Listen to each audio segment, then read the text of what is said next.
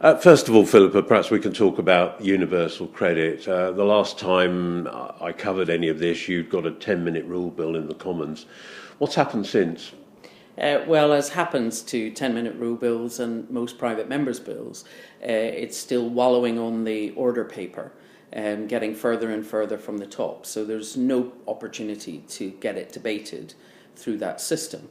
We did, however, work our way formally through creating the bill, hoping to try and build support and get the government to recognise some of the aspects of universal credit that need to be changed. And obviously my particular focus has been around the issue of paying into one single household bank account. So do you feel that progress is being made, that the government is recognising concerns that the SNP have been raising for some considerable time, and other parties as well? Well, I think they are well aware of the concerns. Recognising suggests an agreement to act, which is not yet there at all.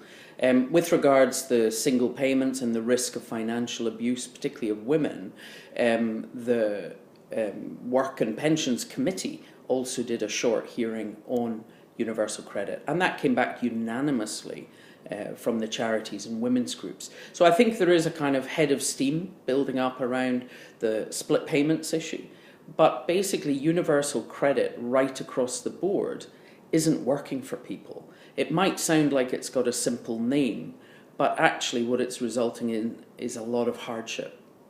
The National Audit Office have just reported on this issue, and perhaps you may consider this disappointing. Others certainly have expressed that to us on Carers World Radio Plus, that the NAO have basically said, well, universal credit, yes, it's flawed, yes, it's not working properly, but you're stuck with it. Well, I'm sorry, I think that's very defeatist. People who are in this building are here to actually try and make life better. They may have thought that universal credit was a good idea at the time. There's always been plenty of those.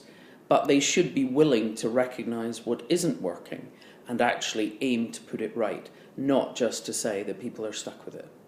What hope do you have for the future, that common sense will prevail in your view?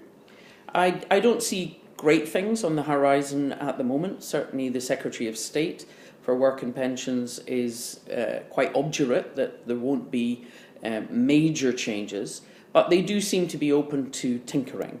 I'm meeting with the Secretary of State for Women's Inequalities to try and talk about my particular concern around the single payment, which obviously puts money into the bank accounts, quite possibly, of a financial abuser. So I think many different people need to campaign around the different aspects of universal credit.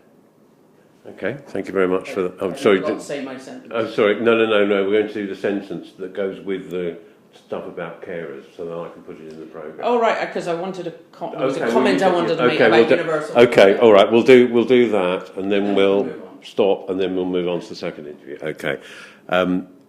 So, how would you sum up your feelings on universal credit at the moment?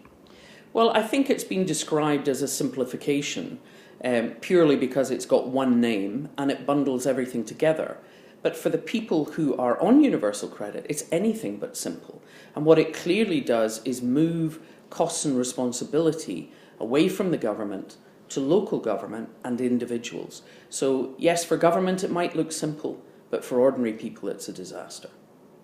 Okay, is that all right for your comment? Okay, great. Okay, we'll move on to the second interview. This is going to be headline about universal credit. It doesn't matter if you repeat yourself because there's a separate.